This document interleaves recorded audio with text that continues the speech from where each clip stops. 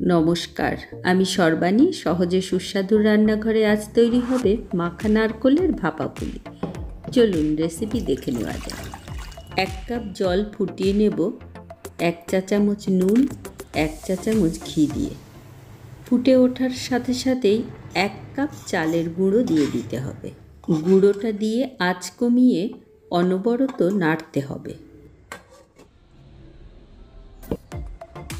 নারকেল আর খেজুরের গুড় দিয়ে খুব ভালোভাবে মেখে নিতে হবে পুরটা। ছোট ছোট মিঠে পাকিয়ে রেখে দিতে হবে। আগুনে না বসিয়ে শুধু মেখেই পুরটা তৈরি হবে। এতে পুলির ভেতরের পুরটা ভীষণ রসালো হবে।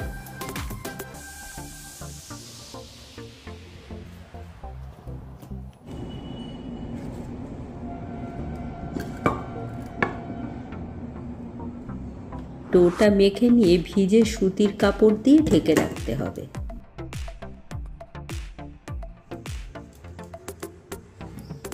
চালের গুঁড়ো ছিটিয়ে বেলে নিতে হবে।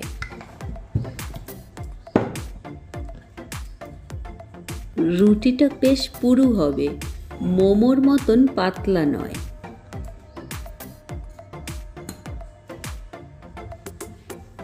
হাতে এইভাবে গড়ে নিন।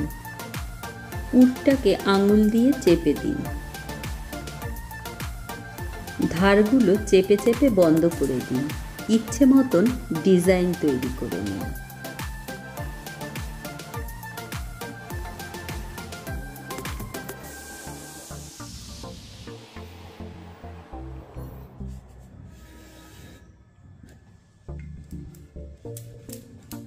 ছাঁচ থাকলে এইভাবে তৈরি করুন।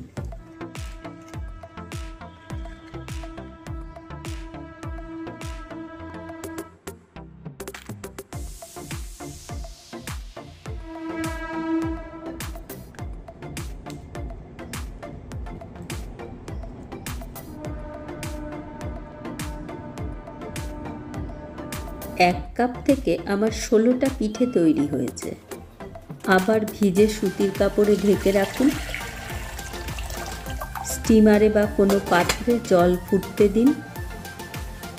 ঝাঁঝরি থালা বা যেটার ওপর আপনি সেদ্ধ করবেন সেটাতে একটু ঘি মাখিয়ে নিন।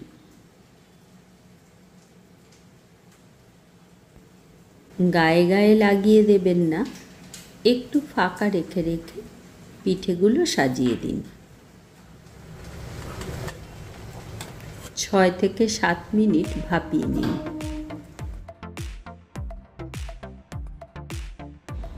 জল দিয়ে ধুয়ে ধুয়ে পিঠেগুলো তুললে একদিক দিয়ে পিঠেটা ঠান্ডা হয়ে যাবে, তুলতে সুবিধে হবে। আবার স্টিমারের জলটা যে শুকিয়ে যাচ্ছে সেই জলটা আবার পূর্ণ হয়ে যাবে সেকেন্ড ব্যাচ দেওয়ার জন্য। ভীষণ রকমের রসালো মাখা নারকোলের ভাপা পুলি তৈরি। একটা কামড় দিলেই বুঝতে পারবেন গাল বেয়ে রস গড়িয়ে আসবে। সহজে সুস্বাদুর সঙ্গে থাকার জন্য আপনাকে অনেক ধন্যবাদ।